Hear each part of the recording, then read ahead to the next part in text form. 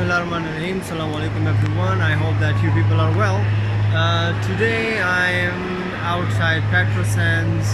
It's a very nice place to see. I'm going to show you Petrosains in a while.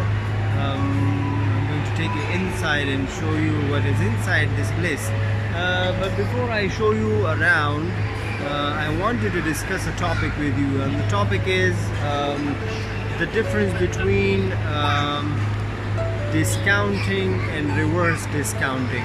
Reverse discounting is a topic that a couple of days ago I was going through my LinkedIn, and I noticed one of the professors of marketing using this term, and he actually uploaded a picture as well where he highlighted this topic. So I kind of liked the topic and I wanted to discuss with you that topic as well. Reverse discounting. So what is the difference between discounting and reverse discounting? Discounting, if you remember, discounting is a very common practice in organization. It's a practice where the price is reduced from the original price. Normally when you're buying more, you pay less. So discounting is the process when you are buying more of the same product, you actually pay less. So what is reverse discounting then? Reverse discounting is rather an interesting concept. Reverse discounting is that when you buy less, you pay less, but when you buy more, you pay significantly more. I was going through the comments on that post, and a lot of people mentioned that this may be a mistake, you know, and the comments were very interesting. Most of the comments were against this philosophy, reverse discounting, but then I was thinking that actually it's a pretty good philosophy, reverse discounting, where you buy more and you pay significantly more. But where can we relate it? If you go to United Nations Sustainable Development Goals, one of the goals, it is Sustainable Development Goal number 12. If you go and check that, you will find out that that goal states responsible consumption and production. So I was thinking, when I went through that particular goal of United Nations, I somehow related it with reverse discounting, that perhaps organizations in future or maybe now, they may apply this philosophy of reverse discounting in order to encourage responsible consumption, that if you are buying more, you will pay more. Before I give you examples, maybe in another video, I would like you people to tell me or give me some examples of organizations where we can apply reverse discounting. Again, what is reverse discounting? Reverse discounting is a philosophy where if you buy less, you pay less. If you buy more, you pay significantly more. So it's a pretty interesting concept, and I would love to hear from you people what you think about this concept, and what do you think, where and in which type of products we can apply reverse discounting. With that, we come to the end of our video. I hope that you can hear me. I'm trying to talk a little loud. I'm in KLCC. It's very loud, it's very noisy, as you can hear, but I hope you can hear me too. So see you in my next video, but before we go somewhere, let me take you inside Petrosains and show you around.